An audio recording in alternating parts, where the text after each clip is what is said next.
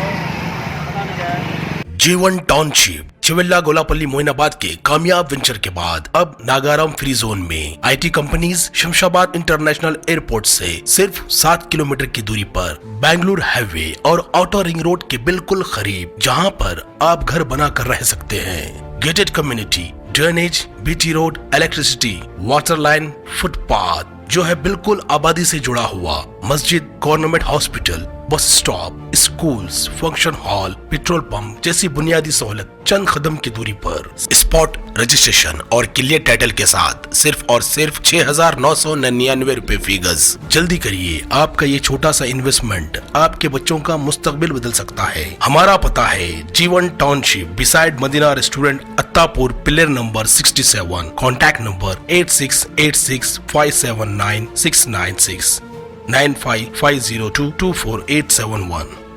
सच्ची खबरें आप तक पहुंचाता है 7H न्यूज़।